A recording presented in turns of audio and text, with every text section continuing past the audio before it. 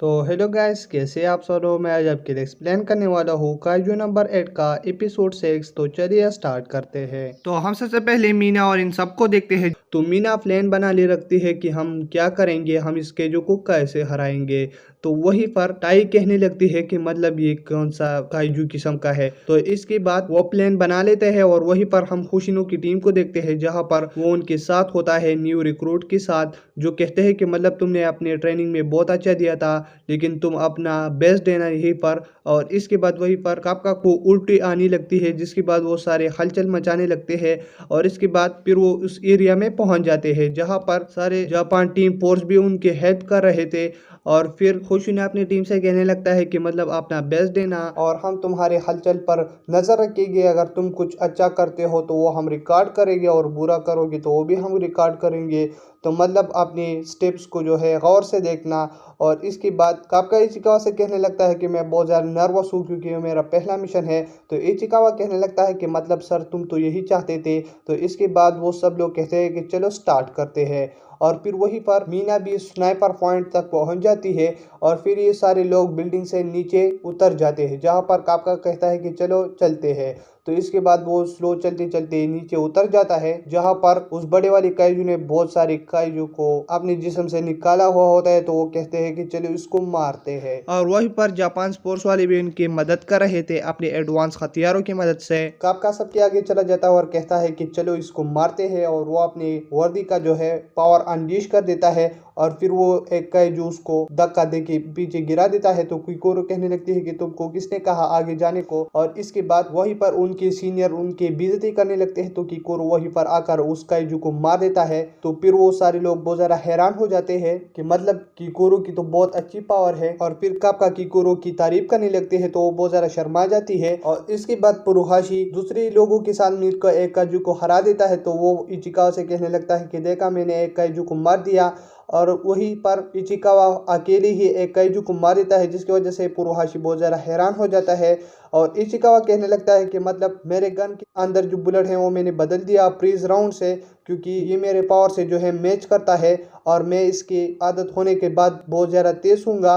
और इसके बाद पुरोहाशी और इचिकावा दोनों भागने लगते हैं आगे। और इचिकावा सोचने लगता है कि मतलब कापका मैं तुझे काइजू बनने नहीं दूंगा सर। और इसके बाजू में और आईवी भी बहुत अच्छे से फाइट कर रहे होते हैं, जिसकी वजह से उसकी सीनियर कैंडिडेट जो है वो बहुत ज़्यादा हैरान हो जाते हैं और कहने लगते हैं कि मतलब ये तो बहुत ज़्यादा तेज लड़के आए हुए हैं इस साल। और मतलब खुशिनो ने ऐसे नहीं कहा था। और वहीं पर टाई कहने लगती है कि मतलब इन लोगों की तो कॉम्बैट एनर्जी अलग ही बात है। मतलब ये पहले वाले लोगों से बहुत ज़्यादा अलग है और बहुत ज़्यादा तेज है।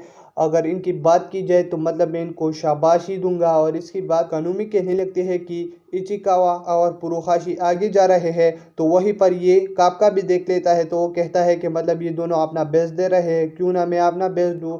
तो इसके बाद वो एक मरे हुए काजू के पास चला जाता है, जहाँ पर वो कहता है कि मैं उनका वीक पॉइंट ढूंढना चाहता हूँ। तो फिर वो कुछ टाइम के बाद उनका वीक पॉइंट ढूंढ लेता है। और फिर वो खुशीने से कहने लगता है कि मैंने इनका वीक पॉइंट ढूंढ लिया। इनका वीक पॉइंट थोड़ा सा मुश्किल है, क्योंकि इसके ऊपर जो है बहुत हार्ड ले रहे हैं। तो मतलब अगर तुम इनको मारोगे, जो मतलब कमज़ोर लोग हैं हमारे पास जिनके कॉम्बैट एनर्जी कम है, तो मतलब वो इनको मारेंगे तो कुछ मसला होगा। लेकिन फिर वो इनको साइड से मारेंगे तो फिर ये उनको जल्दी ही मार सकते हैं। तो खुशिनो कहने लगता है कि मतलब तुमने बहुत अच्छा काम किया।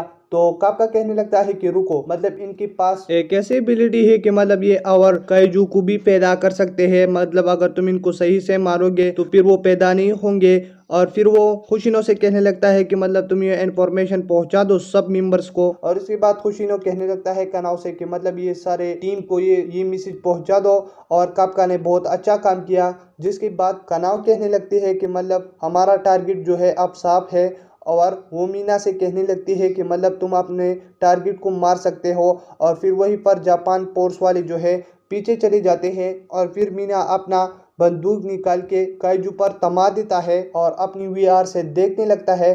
और फिर वो अपनी फ्लैशबैक की कहानी को देखते हैं, जहां पर काफका उसे कहने लगता है कि कौन अच्छा डिफेंस फोर्स ऑफिसर बनेगा। और इसके बाद मीना शूट करने की परमिशन मांगती है और फिर वो उस काइजू को आर पार गोली चला देते हैं, जिसकी वजह से उसके आर पार चेत हो जाता है। और होशिनो काफका से कहने लगता है कि मतलब ये देखो तुम किसकी साइड खड़े होना चाहते हो, वो कितना तेज है। और इसके बाद वो फिर से अपनी कॉम्बैट एनर्जी 96% इस्तेमाल करके दूसरा शॉट लगाती है और फिर वो काइजू मर जाता है। लेकिन फिर मीना अपना गन लोड करके फिर से शूट करता है और इसके बाद फिर से, क्योंकि वो काफका को दिखाना चाहता था कि मतलब मैं कितनी ताकतवर हूँ। और इसके बाद काफका कहने लगता है कि मतलब ये कितना अमेजिंग है। तो इसके बाद वो होशिनो से कहने लगता है कि मतलब तुम इसकी तरह क्यों नहीं हो। तो होशिनो कहने लगता है कि मतलब इसकी पावर अलग है और मेरी पावर अलग है।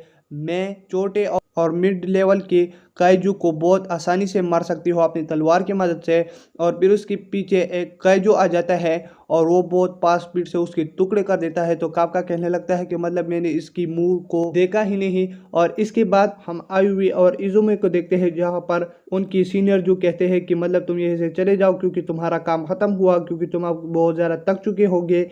लेकिन वो कहते हैं कि हम नहीं थके और हम जाएंगे फाइट करने के लिए। जिसके बाद कनाव कहने लगते हैं कि मतलब उनकी जो कॉम्बैट एनर्जी है वो थोड़ी थोड़ी गिर रही है, क्योंकि वो बहुत ज़्यादा थक रहे हैं। तो होशिनो कहने लगता है कि मतलब इनके अंदर बहुत ज़्यादा जोश भरा हुआ है, अगर ये यहाँ से बाहर निकल गए तो मतलब ये अपनी कॉम्बैट एनर्जी को बहुत ज़्यादा बढ़ा सकते हैं। और ये वाली टीम जो है ये सबसे ज़बरदस्त है। और मैं सोच रहा हूँ कि मतलब इनमें दो लोग हैं जो कैप्टन के लेवल तक पहुँच सकते हैं, एक किकोरो और दूसरा इचिकावा। और फिर हम पुरोहाशी और इचिकावा को देखते हैं, जहाँ पर वो जा रहे होते हैं, लेकिन वहीं पर वो एक क्लीनर को देखते हैं। तो पुरोहाशी कहने लगता है कि मतलब तुम्हारा काम अभी यहाँ पर नहीं है, तुम बाद में आ सकते हो। तो वो क्लीनर कहने लगता है कि मतलब मैंने इनके अंदर रिप्रोडक्टिव ऑर्गन डाला था और इनको कैसे पता चला कि इनको खत्म करना है।